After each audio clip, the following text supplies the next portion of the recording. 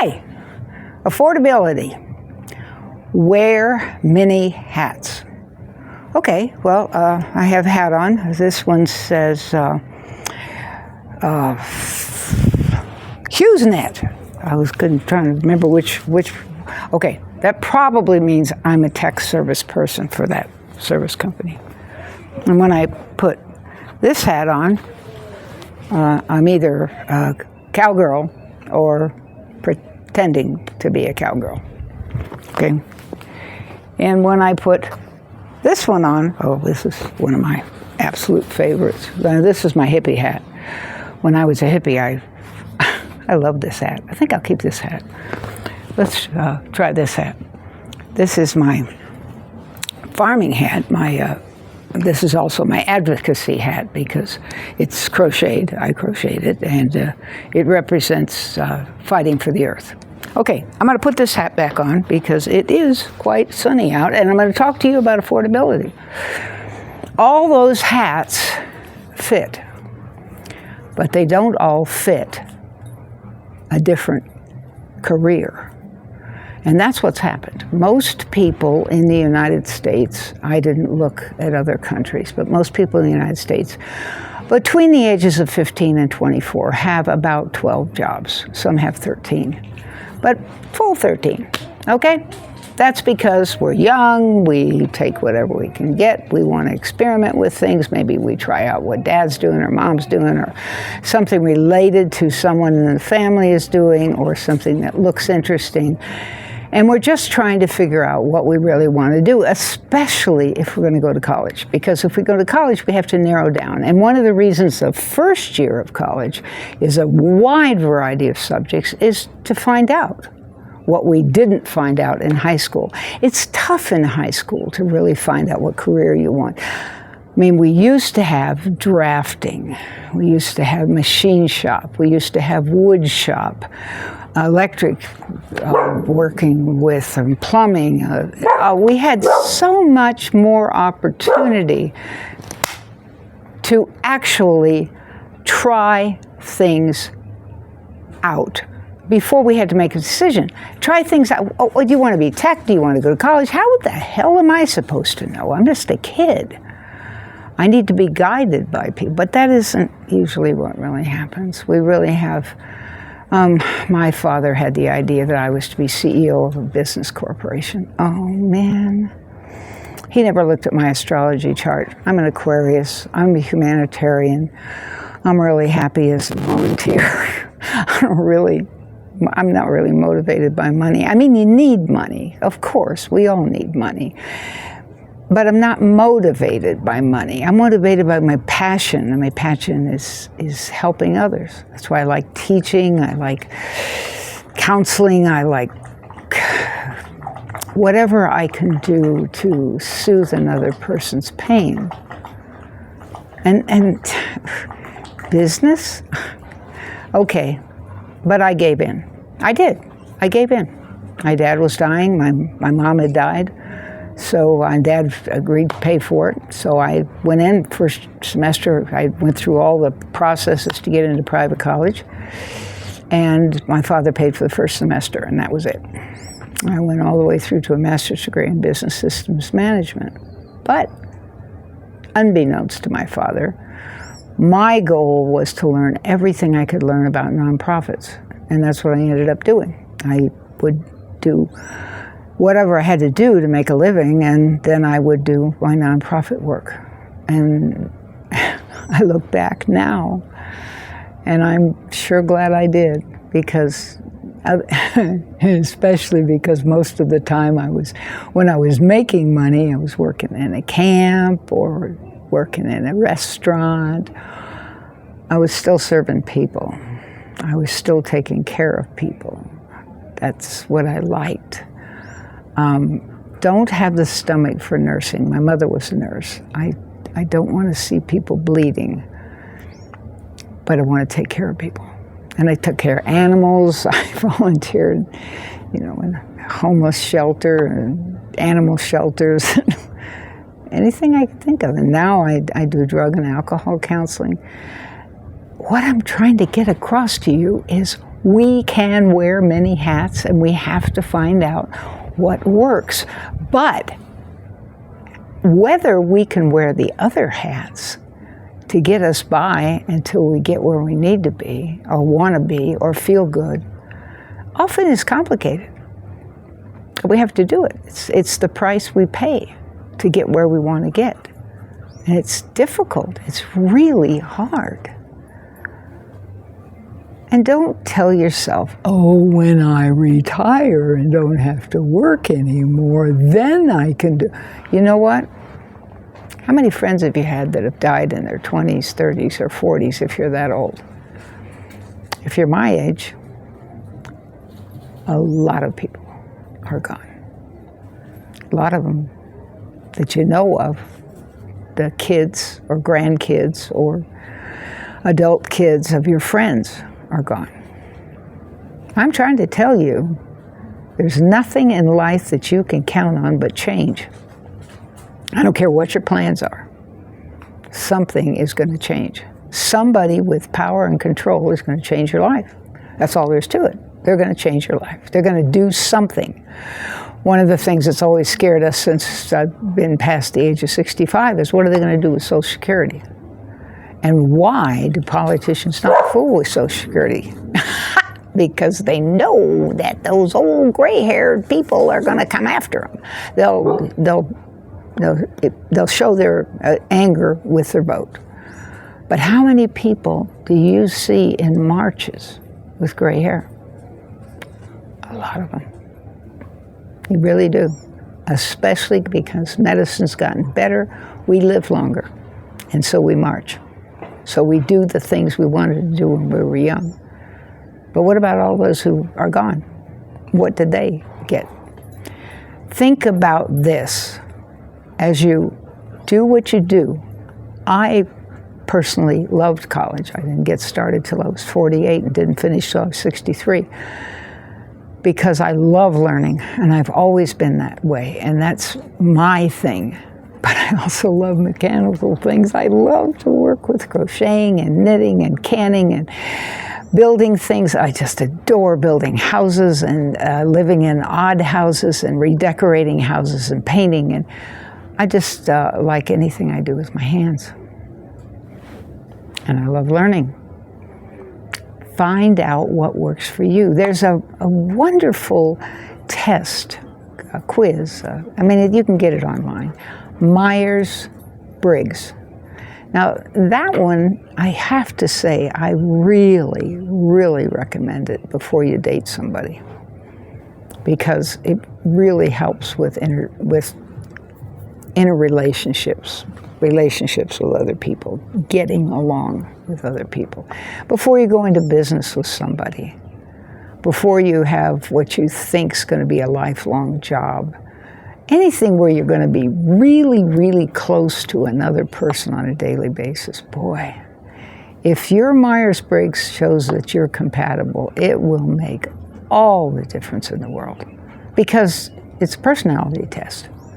And the same thing, they have all kinds of tests now for careers. Take them. Don't hesitate. Take them.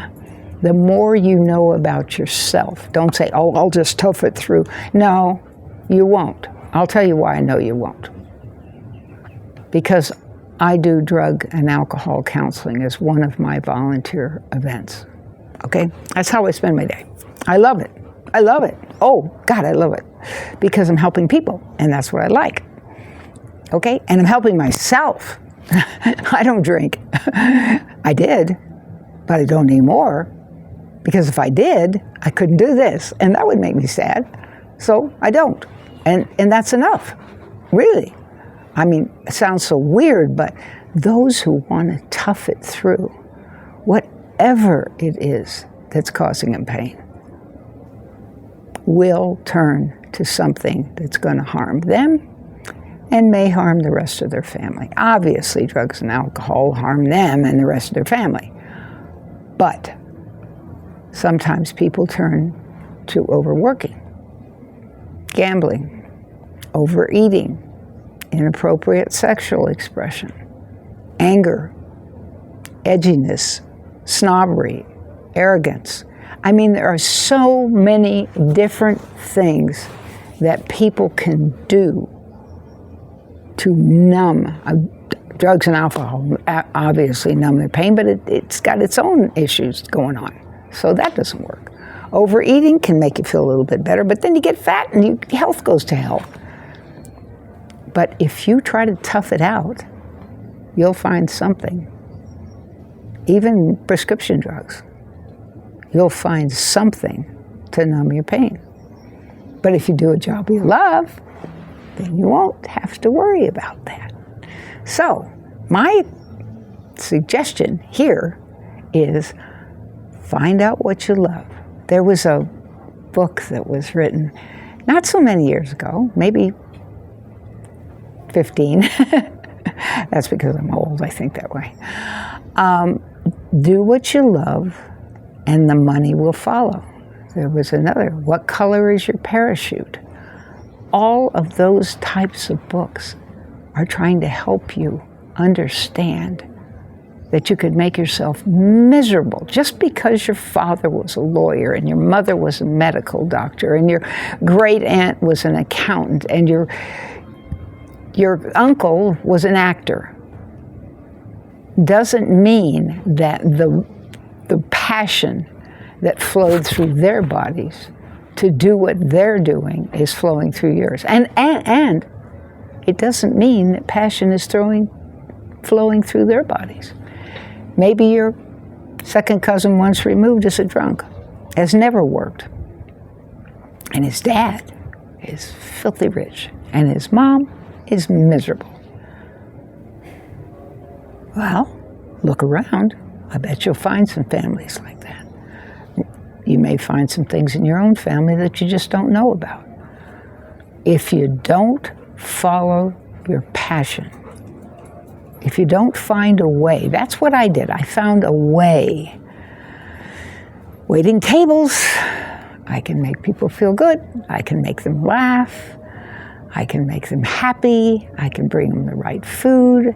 I can wow them by taking 14 different orders of food and drinks and never writing anything down and getting it right, even though they stand up and turn around and switch their places and see if they can fool me. No, that was my trick. I love to do that because it always wowed people.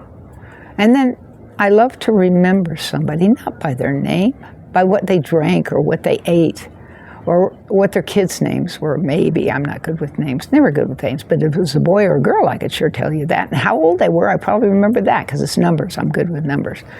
Try to find out what you can do, whatever it is. Find out what you can do to be able to use your passion as the way of making money, even if you have to change hats. I mean, I used to work for 3 different restaurants. 3 different restaurants. I was always on call for other restaurants, so I would work 3 a week. I'd have one regular restaurant that I really liked and was really passionate about and really wanted to stay with. And then I'd be on call for the other 2. And I'd get called because the thing about restaurant work is there's a fast overturn. There is a fast overturn. And it's so hard in some ways. It takes so much patience. Serving people. Yes, you just never know what's going to happen. And so waiters and waitresses walk out. There'll be a full restaurant and all of a sudden someone will walk out. They've been insulted, they've had somebody grab their breasts or pinch their butt or insult the daylights out of them or make fun of their mother or whatever it is, doing something absolutely disgusting. And the person has been pushed so many times that at some point they just walk out. And so the restaurants would pick up the phone, give me a call, say, "Are you free?" "Yep, okay, be there." That's what I do. And they knew they could count on me because I made it my business to serve people and to enjoy it because I did. That wasn't easy. I didn't have to fake it.